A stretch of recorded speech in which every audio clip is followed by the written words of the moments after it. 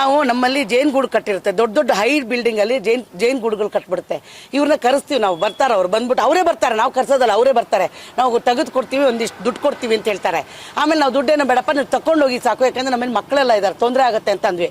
ಅವನೇನು ಮಾಡ್ದ, ಅದನ್ನ ತೆಗೆದುಬಿಟ್ಟು ಒಂದು ದೊಡ್ಡ ಬಾಕ್ಸಲ್ಲಿ, ಒಂದು ಟಬ್ಬಲ್ಲಿ ಹಾಕ್ಬಿಟ್ಟು ನಮಗೆ ಕೊಡಕ್ಕೆ ಬಂದ.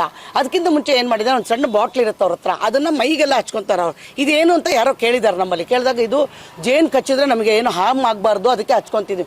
ಬಟ್ ಅದು ಹಾಮ್ ಆಗೋಕ್ಕಲ್ಲ ಅಂತೆ, ಅದು ಜೇನಿಗೆ ಹಾಕಿದ್ರೆ ಡಬಲ್ ಟ್ರಿಬಲ್ ಆಗುತ್ತೆ, ಅದು ಒಂಥರ ಉಕ್ಕುತ್ತಂತೆ. ಕೆಮಿಕಲ್, ಪ್ಯೂರ್ಲಿ ಕೆಮಿಕಲ್, ಕೆಟ್ಟ ಕೆಮಿಕಲ್ನ ಮಾಡಿ ನಮಗೆಲ್ರಿಗೂ 80 ಲೀಟ್ರ್ ಮಾರಿದಾನ ಅವನು.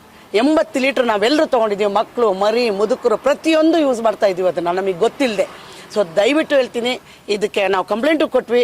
ಹಾಗಾಗಿ ಆಗ ಅವರು ಹುಡುಗನ ಹೇಳ್ಕೊಂಡು ಬಂದಿದ್ದಾರೆ, ನಾವೆಲ್ಲರೂ ತೊಗೊಂಡ್ಬಿಟ್ಟಿದ್ವಿ. ಅದು ಆ ಜೇನುತುಪ್ಪನ ಎಲ್ಲರೂ ತೊಗೊಂಡು ಯೂಸ್ ಮಾಡ್ತಾ ಇದ್ವಿ. ದಯವಿಟ್ಟು ಯಾರೂ ಕರಿಬೇಡ, ಆ ಜೇನುತುಪ್ಪನ ತೊಗೊಳ್ಳಬೇಡ. ಅವ್ರು ತೊಗೊಂಡು ಹೋಗ್ತೀನಿ ಅಂದರೆ ತೊಗೊಂಡು ಹೋಗಲಿ, ಜೇನುಗೂಡನ್ನ ತೆಗ್ಸಿ, ಆದರೆ ಆ ಜೇನುತುಪ್ಪನ ಯೂಸ್ ಮಾಡಬೇಡಿ. ಬಿಕಾಸ್ ಅವ್ರು 100% ಆ ಕೆಮಿಕಲ್ನ ಸೇರಿಸಿ ಎಲ್ರಿಗೂ ಮಾರ್ತಾರೆ ಅವರು. ಏನಪ್ಪ ದುಡ್ಡು ಅವ್ರು ನಮ್ಮ ಹತ್ರ ಒಬ್ಬೊಬ್ಬರಿಗೆ 800, ಒಬ್ಬೊಬ್ಬರಿಗೆ 600, 700, 500, ಲಾಸ್ಟ್ ಟೈಮ್ 300ಗೂ ಕೊಟ್ಟಿದ್ದಾರಂತೆ. ನಾನು 600 ರೂಪಾಯಿ ಕೊಟ್ಟು 2.5 ಲೀಟ್ರ್ ತೊಗೊಂಡಿದ್ದೆ.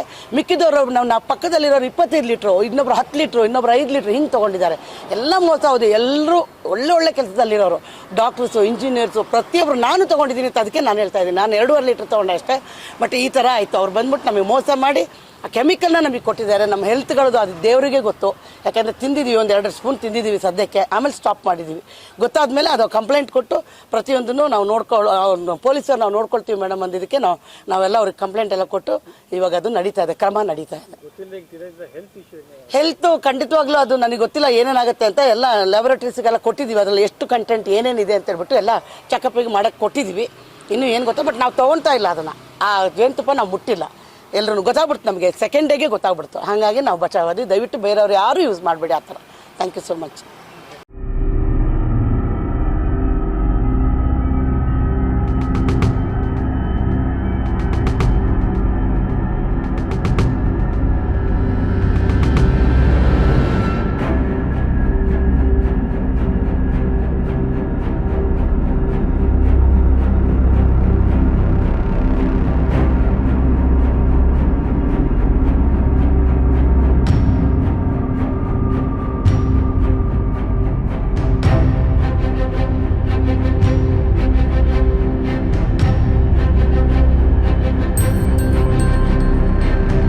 ಇತ್ತೀಚಿನ ದಿನಗಳಲ್ಲಿ ಹೊರ ರಾಜ್ಯಗಳಿಂದ ನಮ್ಮ ಏನು ಒರಿಜಿನಲ್ ಜೇನುತುಪ್ಪ ಅಂತೇಳಿ ತಂದು ಆಟೋದಲ್ಲಿ ಮಾರ್ತಾ ಇದ್ದಾರೆ. ದಯವಿಟ್ಟು ಯಾರು ಅದನ್ನು ತೊಗೊಳ್ಬೇಡಿ ಅಂತೇಳಿ ಮನವಿ ಮಾಡ್ತಿದ್ದೀನಿ. ಯಾಕೆ ಅಂತಂದರೆ ಇತ್ತೀಚಿನ ದಿನಗಳು ಏನಾಗಿದೆ, ನಮ್ಮ ಶಿವಮೊಗ್ಗ ನಗರದಲ್ಲಿ ಆಟೋದಲ್ಲಿ ಬರ್ತಾರೆ, ಮನೆಗೆ ಬಂದಿದ್ದು ಒರಿಜಿನಲ್ ಜೇನುತುಪ್ಪ ನಾವು 700 ರೂಪಾಯಿ ಲೀಟ್ರು, 800 ರೂಪಾಯಿ ಲೀಟ್ರನ್ನ ಬರೀ 300 ರೂಪಾಯಿ ಕೊಡ್ತಾ ಇದ್ದೀವಿ ಅಂತ ಹೇಳ್ತಾ ಇದ್ದಾರೆ. ಸೊ ಅದು ದಯವಿಟ್ಟು ಅದು ಕಲಬೆರಕೆ ಅಂತ ಹೇಳೋಕ್ಕೆ ಇಷ್ಟಪಡ್ತೀನಿ. ಯಾಕೆಂತಂದರೆ ಮೊನ್ನೆ ನಡೆದಂಥ ಘಟನೆ ಅಂತ ಅವ್ರು ನೋಡಿರೋದು ಶಿವಮೊಗ್ಗ ನಗರದ ಬಸವೇಶ್ವರ ನಗರದಲ್ಲಿ ನಮ್ಮ ಭಾಳ ಬೇಕಾದವರು ಒಬ್ಬರು ಒಂದು 25 ಲೀಟ್ರ್ ತೊಗೊಂಡಿದ್ದಾರೆ. ಅವರು ತಗೊಂಡು ಹೋಗಾದ್ಮೇಲೆ ಗೊತ್ತಾಗಿದೆ ಅದು ಕಲಬೆರಕೆ ಅಂತೇಳಿ. ಅವ್ರು ಒರಿಜಿನಲ್ ಜೇನುತುಪ್ಪ ಅಂತ ಕೊಟ್ಟಿದ್ದಾರೆ. ಮತ್ತು ಹಾಗೆ ಇವ್ರು ಏನು ಮಾಡ್ತಾ ಇದ್ದಾರೆ ಅಂತಂದರೆ, ಮನೆಗೆ ತಪ್ಪಿರೋ ಅಪಾರ್ಟ್ಮೆಂಟ್ಗಳಲ್ಲಿ, ಆಫೀಸ್ಗಳಲ್ಲಿ ಜೇನು ಕಟ್ಟಿದೆ, ಆ ಜೇನು ಕಟ್ಟಿದ್ದನ್ನ ತೆಗೆದುಬಿಟ್ಟು ಅದೇ ಜೇನುತುಪ್ಪನ ತಮಗೆ ಕೊಡ್ತೀವಿ ಅಂತ ಹೇಳಿಬಿಟ್ಟು ಆ ಜೇನುತುಪ್ಪ ತೆಗೆದ್ಮೇಲೆ ತಮ್ಮಲ್ಲಿರುವ ಕಲಬೆರಕೆ ಜೇನುತುಪ್ಪನ ಕೊಡ್ತಾ ಇದ್ದಾರೆ.